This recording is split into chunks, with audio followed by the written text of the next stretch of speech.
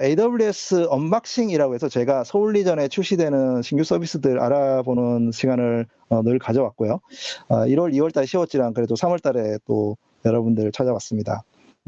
AWS 언박싱 온라인 세미나 이번 달에는 그래피톤2 기반의 EC2 인스턴스, AWS가 만들고 있는 가장 가성비 높은 ARM 기반의 가상 서버 인스턴스 타입입니다. 요거 이제 꼭 여러분들이 한테 꼭 소개시켜 드렸고 싶었는데, 그동안 서울리전에 출시가 안 돼가지고 못 해드렸는데, 다행히도, 원래 초반에 그 서울리전에 출시가 됐기 때문에 여러분들한테 꼭 소개해드리게 돼서 굉장히 기쁘게 생각을 하네요. 먼저 이제 아마존 EC2 인스턴스는 여러분들이 가장 많이 쓰는 서비스죠. 진짜 많은 고객들이 가상 서버 기반의 서비스를 하고 있고요. 여기에 맞는 다양한 깊이 있고 폭넓은 가상 서버를 제공을 해드리고 있어요. AWS에는 400개가 넘는 인스턴스 타입이 있거든요.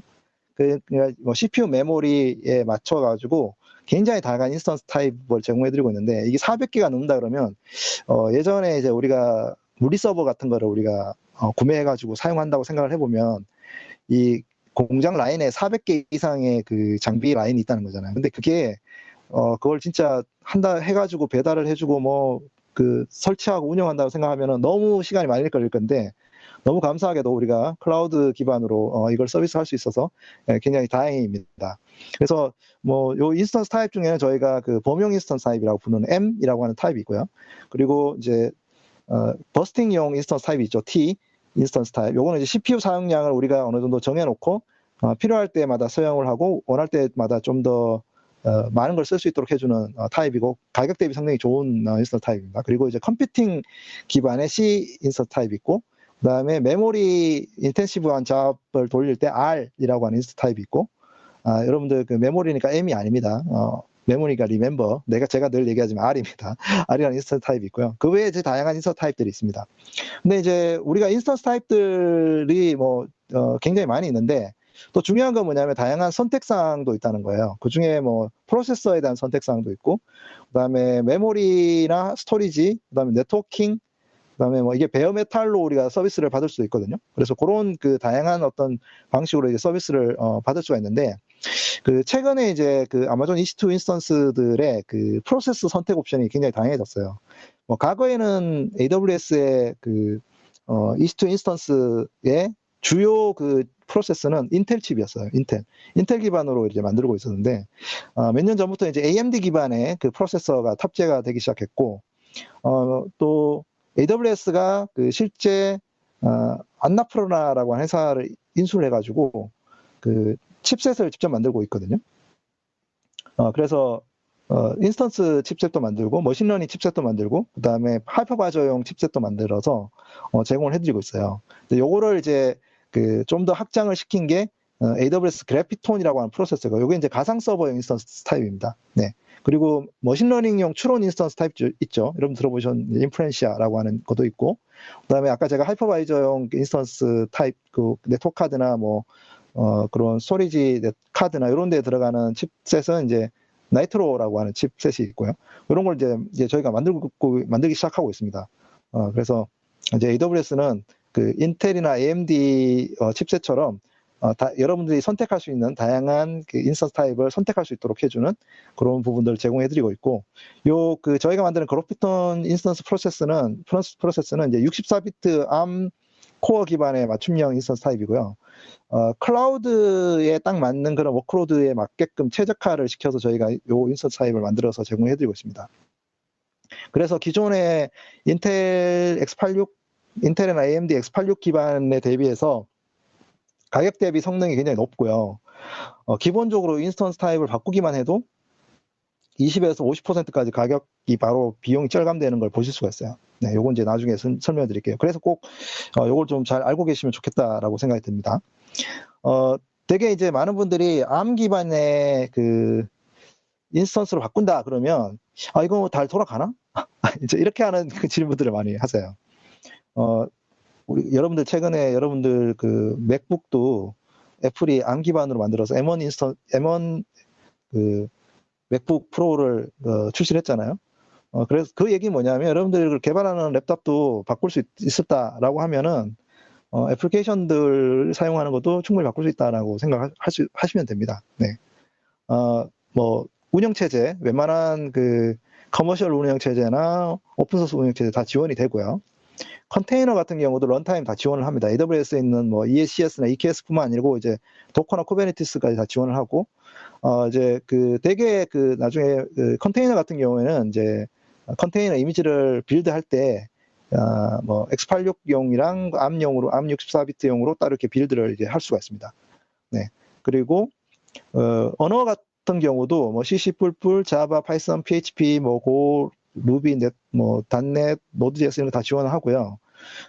기존에 이제 그 오픈소스 관련한 뭐 데이터베이스라든지 아니면은 모니터링 도구라든지 보안 도구라든지 빌드 테스트 도구들 이런 거 있잖아요. 뭐 예를 들어서 뭐 마리아DB나 MySQL, 뭐 PostgreSQL, 그다음에 뭐 셰프이나 뭐 데이터독, 스플렁크, 그리고 보안 도구 같은 경우는 뭐 크라우드스트라이커나 뭐 싱커, 뭐 테너블, 뭐 빌드 테스트면 서클 CI나 뭐 GitHub 액션이나 뭐 젠킨스 뭐 이런 서비스들 다 이제 그 제 암 64비트 지원 생태계에 들어와 있어요. 그래서 굉장히 많은 애플리케이션들을 마이그레이션 하는데 큰 문제가 없다. AWS 서비스들도 이미 어느 정도는 이제 대부분 다 지원하고 있습니다.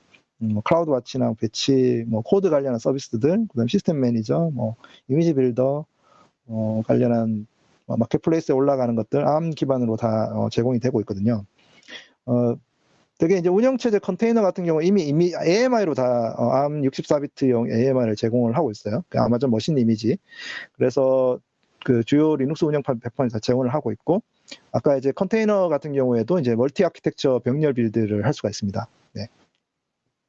프로그래밍 언어 같은 경우에는 대부분의 이제 인터프리터 언어들 같은 경우에는 별도 수정 없이 다 사용할 수 있고요. 오히려 이제 그 암 기반으로 바꿨을 때 더 이렇게 그 성능이 높다라는 것도 입증이 됐거든요. 뭐 PHP 같은 경우에도 PHP 8 같은 경우에는 이제 x86 기반보다 암 기반에 더 성능이 좋다라고 하더라고요. 그래서 파이썬이나 루비나 뭐 노드.js 이런 것들은 다 이제 그 단넷 뭐 이렇게 다 지원을 하고 있고요. 그리고 이제 단넷 코어 같은 경우도 이제 리눅스랑 암 64비트 지원을 해줍니다. 네. 그리고 이제 파이썬 같은 경우에는 이제 대부분 그 애플리케이션은 문제가 없는데 뭐 PIP를 통해서 패키지를 인스톨할 때 가끔 이제 컴파일이 안 된 C++ 패키지가 있을 때는 이제 재컴파일을 할 필요가 있고요. 그거는 이제 잘 식별할 수 있는 방법도 있거든요. 그걸로 이제 식별하는 그 방법을 찾아가지고 이제 그 패키지 인스톨할 때 재컴파일을 하면 되고요. 그리고 이제 컴파일 언어 기반 애플리케이션은 암64 기반으로 이제 재컴파일이 필요합니다. 예를 들어서 C++나 고, 러스트 뭐 이런 거 다 이제 암 기반 암64를 지원하고 있고요. 자바인 경우에는 이제 아마존 콜렉터 같은 저희 오픈 JDK, AWS가 지원하는 오픈 JDK가 있기 때문에 그런 거 사용을 해도 좋고요. 그리고 이제 대부분의 애플리케이션하고 AWS 도구나 SDK는 암 기반 지원을 해주고 있어요.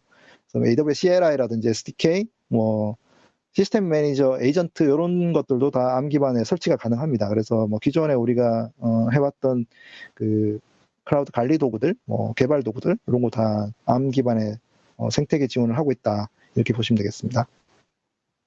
그러면 이제 그래비톤2 기반의 인스턴스 타입에 뭐가 있냐라고 하면은 이제 지금 이제 우리가 자주 쓰는 그 인스턴스 타입들은 잘 나와 있어요. 그래서 동급의 그 x86 기반의 인스턴스 타입에 비해 가지고 요 인스턴스 타입들이 기본적으로 최대 40% 이상 그 가격 대비 성능이 나옵니다. 네.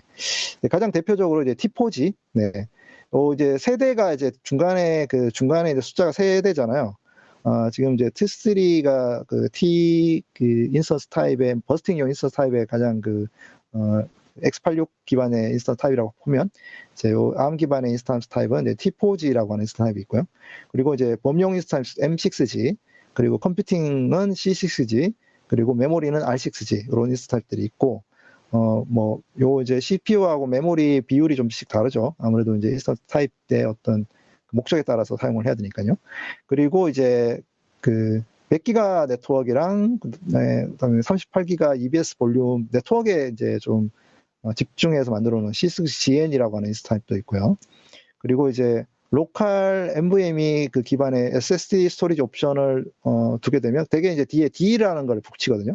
그래서 M6GD, C6GD, R6GD, X2GD 이런 인스턴스 타입들이 나와 있습니다. 그리고 이제 그 인스턴트 타입들은 베어메탈도 지원을 해줘요. 그래서 되게 저희가 베어메탈 지원하면 점 메탈이라는 게 뒤에 붙어요. 그래서 뭐 M6G 점 메탈, 뭐 C6G 점 메탈 이렇게 이제 붙는 인스턴트 타입들을 제공해 주거든요. 그러니까 베어메탈로 지원을 해주니까 요게 그 기존에 우리가 베어메탈보다 굉장히 그 가성비도 높고 그다음에 뭐 전력 대비 전력량도 굉장히 낮고 그렇게 되더라고요. 그래서 여러분들 그 베어메탈 옵션을 사용을 하실 경우에도 한번 고민해 보시면 좋겠다는 생각입니다. 그래서 서울이전에 지금 출시되어 있는 인스턴스 타입은 T4G, M6G, C6G, R6G 이렇게 4개입니다. 그리고 그 안에 이제 다양한 인스턴스 그 패밀리들 있죠. 그 안에 다 그 타입들 사이즈마다 타입들이 있고 그거를 이제 선택하실 수가 있겠습니다. T4G 같은 경우에는 그 버스팅용 인스턴 타입이 프리티어로 6월 30일까지 무료로 사용해 보실 수가 있어요. 지금 여러분들이 만약에 그래피톤 2 기반의 ARM 인스턴 타입을 선택을 하신다고 하면 테스트를 해볼 수 있어야 되는데 무료로 테스트할 수 있습니다. T4G. 예, 그거 그 테스트할 수 있다는 거 꼭 알고 계시면 좋겠고 6월 말까지니까 한번 무료로 사용해 보시면 좋을 것 같아요. 그러면 이제 그래피톤 2 기반의 인스턴스를 쓸 수 있는 게 뭐가 있냐? 이거 다 할 수 있어요? 이렇게 물어보시는 분들을 위해서 말씀을 드리면 거의 대부분의 워크로드를 쓸 수 있다. ARM 기반으로. 네. 뭐 웹이나 게임 서버들뿐만 아니고 오픈 소스 데이터베이스, 그다음에 뭐 인메모리 캐시, 그리고 하이 퍼포먼스 컴퓨팅, 고성능 컴퓨팅에도 사용할 수 있고요. 뭐 그런 거 측면 중에는 또 뭐 미디어 인코딩, 그러니까 뭐 인코딩 돌리는 거라든지 아니면 뭐 전자 설계 자동화라고 해서 이제 부품 설계 같은 거 할 때, 반도체 설계 같은 거 할 때 쓸 때도 쓸 수 있고요. 데이터 분석에도 쓸 수 있고, 마이크로 서비스 아키텍처의 API 서버 같은 데도 사용할 수 있습니다. 뭐 그러면 뭐 안 되는 게 없네요 라고 얘기할 수 있죠. 되게 맞습니다. 거의 안 되는 게 없어요. 그래서 여러분들이 어떤 워크로드를 갖고 있다고 하더라도 대부분 다 ARM 기반으로 전환할 수 있다라는 것을 꼭 말씀드리고 싶고요. 그 ARM 기반으로 전환할 때 여러분들이 이제 사용할 수 있는 AWS 서비스가 있습니다. 이미 그래피톤 2 인스턴스 타입이 지원되고 있는 서비스들이 매니지 서비스가 있거든요. 대표적으로 이제 뭐 맨퀘스트나 레디스를 쓰실 때 저희 엘라스틱 캐시라고 하는 서비스 쓰시잖아요. 이거 이제 그래피톤 2가 작년 8월에 저희가 기능 출시를 시작을 했고요. 인스턴스 타입을 쓸 수가 있습니다. 그래피톤 2 인스턴스 타입을. 그리고 이제 아마존 RDS, 뭐 마이스컬이나 마리아DB, 포스트그리 SQL에 돌릴 수 있는 인스턴스 타입도 그래피톤 2가 지원이 되고, 요거는 이제 작년 10월 달입니다. 네.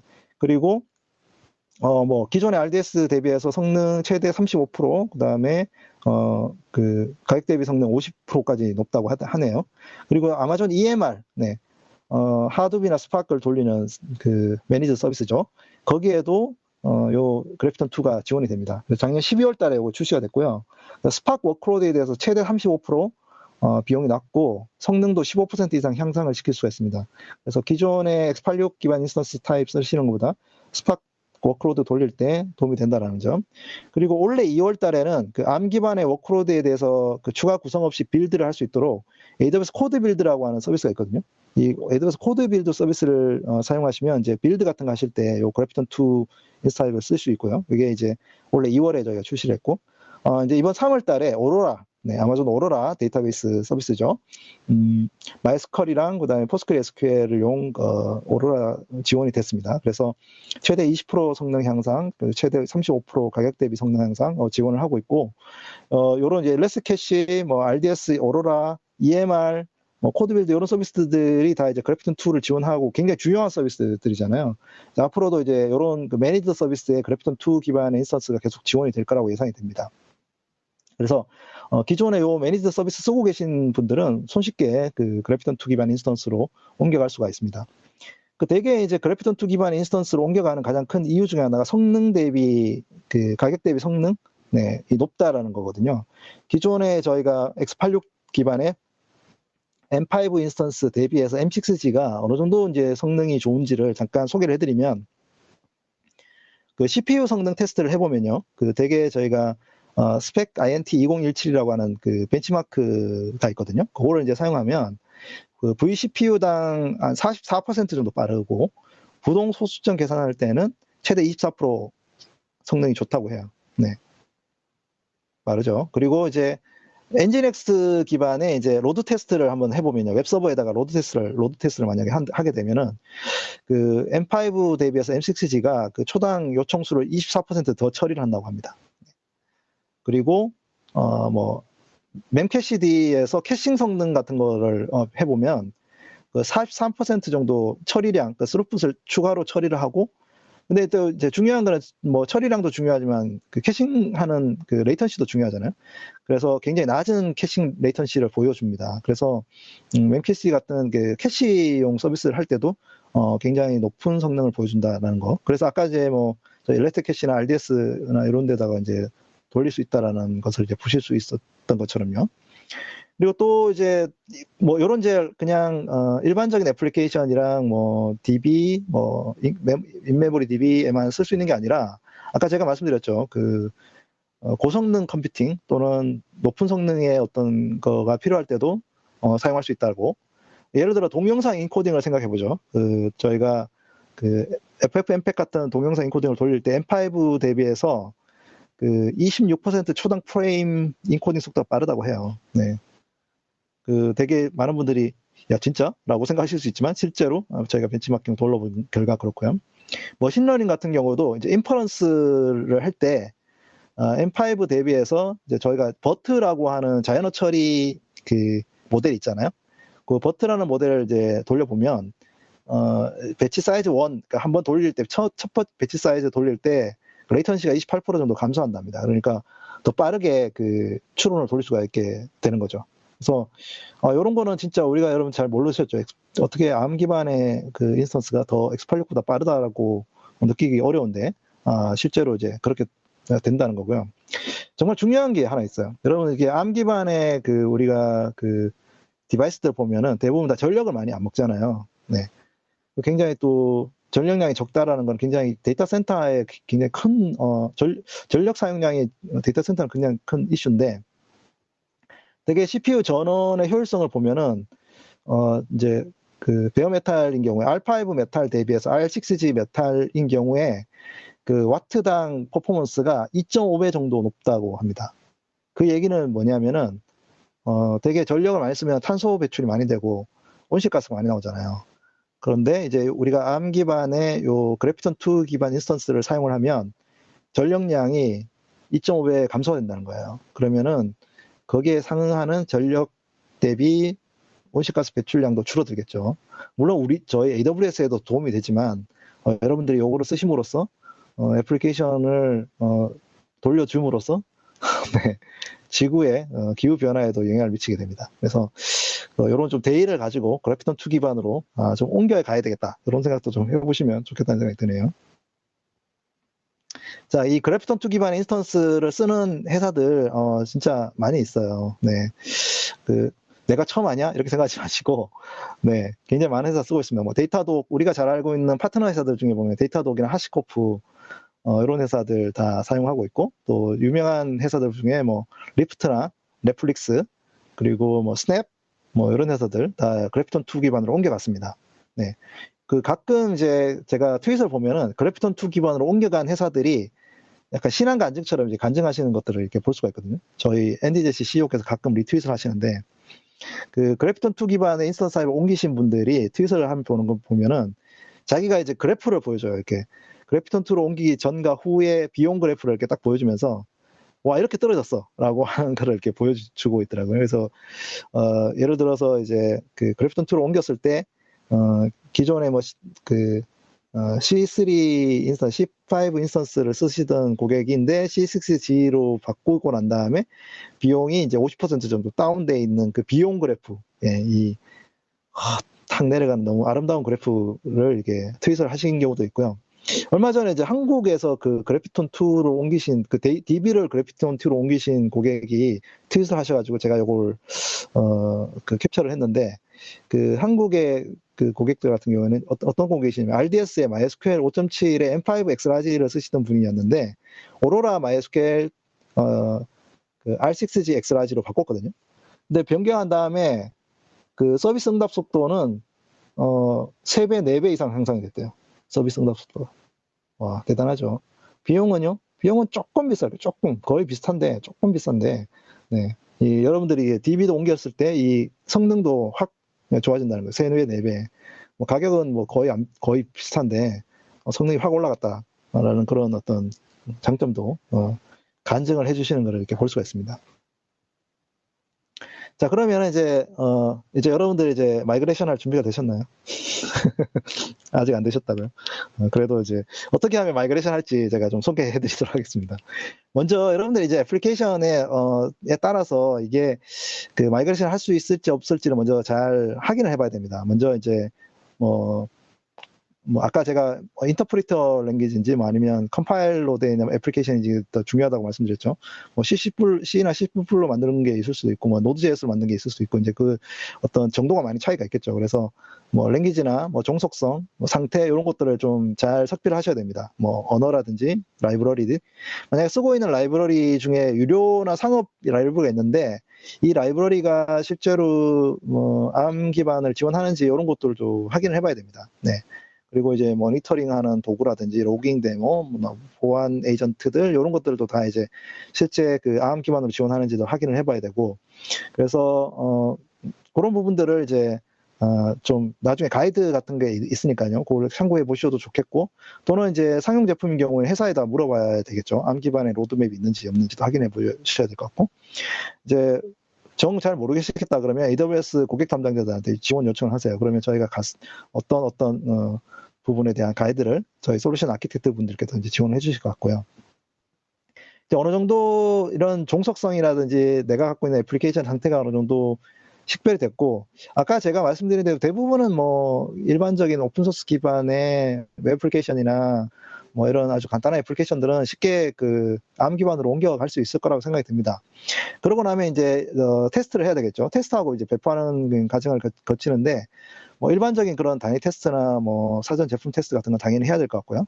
그리고 웬만하면 여러분들이 이제 어차피 옮겨가는 과정이니까 뭐 AWS 클라우드 포메이션이나 CDK 같은 걸 통해서 그 인프라이즈 코드로 좀 세팅을 하신 다음에 그 ARM64 인스턴스로 프로비저닝 하는 테스트를 한번 해보시면 좋을 것 같아요. 그리고 이제 배포를 할 때는 기존에 다 그냥 그 그래피톤으로 바로 바꾸시는 것보다는 X86 기반의 그린블루 배포를 해서 양쪽에 그 멀티 스택으로 운영을 해보는 것도 좋을 것 같아요. 그 기존의 CI/CD 도구나 아니면은 인프라 도구를 통해 가지고 그 멀티 스택으로 생성을 해서 가중치 기반의 이제 라우팅을 해가지고 이제 조금씩 이제 한번 옮겨가는 테스트를 하는 게 좋겠죠. 뭐 이거는 뭐 어떤 테스트를 할 때도 많이 사용하시는 테스트 방법이니까요. 그래서 이제 프로덕션 환경으로 갈 때 그 애플리케이션 상태에 대한 뭐 오류가 뭐 생기는 비율이라든지 사용자가 뭔가 좀 뭐 성능이 좀 떨어지는지 안 떨어지는지 로드에 대한 비율이나 이런 모니터링 같은 걸 하면서 이렇게 이제 옮겨가는 어떤 그 작업 플랜을 짜서 이렇게 옮겨가시면 좋을 것 같습니다.